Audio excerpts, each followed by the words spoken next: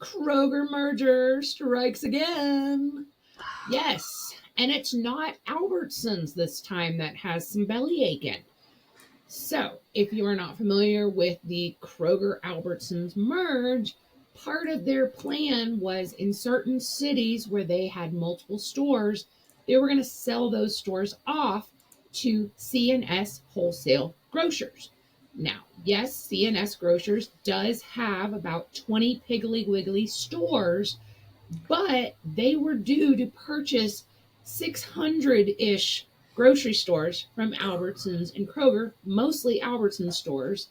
And throughout all of the court proceedings for this corporate merger, it was stated over and over again that CNS was not only fiscally available to purchase all these stores, but that they were financially solvent, meaning that they had no money problems.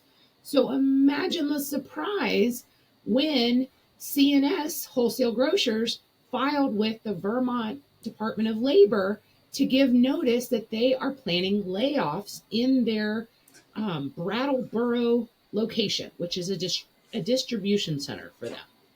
Right. Now, the planned layoffs should involve fewer than 50 employees and will not take place for at least 45 days because in most states they have requirements that if you are an employer of more than so many people, you have to notify the state before you can lay off people.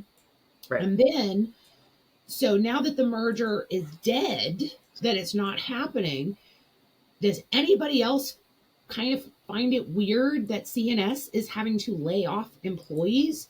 If they are so financially secure and ready to take on 600 grocery stores, why would they have to lay off possibly up to 50 people? That's the wildest part of it. Like, I don't know how you take on the financial responsibility for that many locations and the employees for those locations. Well, because you're talking about they've got to pay out of pocket to purchase them.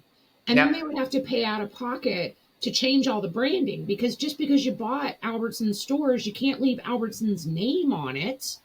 Yep, you would have to do a complete rebranding. And no one ever said if they were going to create like a new chain or if they were just going to slap Piggly Wiggly signs on them. Right. And then they've got to be able to pay all those employees, all those vendors, and actually keep it running. So my only guess here is that they must have made some major changes to their finances in order to prepare for this merger and this, buying these 600 stores. And that when the merger failed, they must have lost money. Okay. Because I couldn't really find out like how they were raising the funds, but I'm guessing at some point they've had to pay a penalty for maybe not borrowing the money. But either way, this is not looking good. I mean, this is just one more reason why the Kroger Albertsons merger did not go through. And I'm glad it didn't because this is just, that's a scary thought. I mean, it could have been a lot bigger than just the 50 people that they're laying off. It could have been 300 stores worth of people just because they purchased those stores. It does. Well, that's the thing is if they purchase the stores, it doesn't necessarily mean that they keep those stores open. Like they could have been planning to liquidate everything that was in them and they were preparing to liquidate. So they could have brought on additional people for that. Well, and in the court proceedings, they actually asked them that.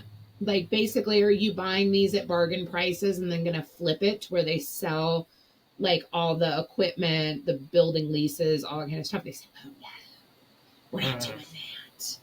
So who knows? But I do find it interesting that CNS Wholesale Grocers has not like gotten ahead of this and just stated, oh, we are financially fine. We are just doing some restructuring. We are making our distribution center more efficient. You know what I mean? Like they're not getting ahead of this at all. And so I kind of feel like this kind of aims more to, hey, they got some financial problems. Because if they were like truly on the up and up and not hurting, I feel like they would have like come out swinging saying, yes, we're laying off, but it's because we just, consolidated, you know what I mean? And that's not what they're saying.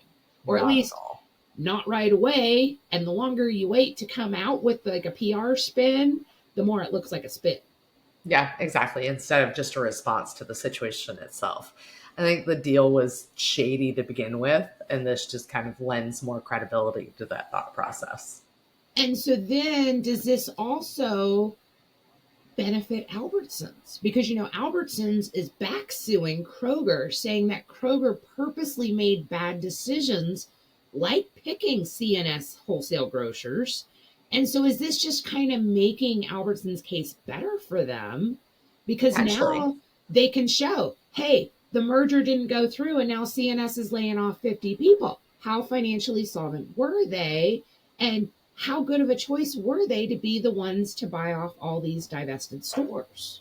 So I Yeah, feel no, like, they may not be related, but this is actually really helping Albertsons. yeah, 100%. And it just goes to show that they weren't prepared for this. I don't know that they ever actually intended on taking on that many stores. Well, Like, and it kind of, because there's been a lot of back and forth about the bias yeah. of the judges making this merger decision, and I think this is just clearly showing that they knew the writing on the wall, even though Oh, it wasn't said out loud. I think they really saw through it, and so I give them credit for denying this merger because obviously they were onto something.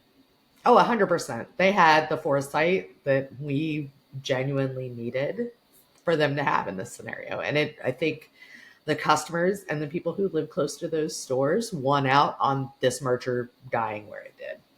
Yeah, because at least there's still a little bit of competition. Now, granted, Albertsons does have higher prices, but at least they have options. Yeah. Whereas if this merger had taken place, if CNS had taken over these stores, they would have so many less options than they have right now. Yeah, 100%. I agree.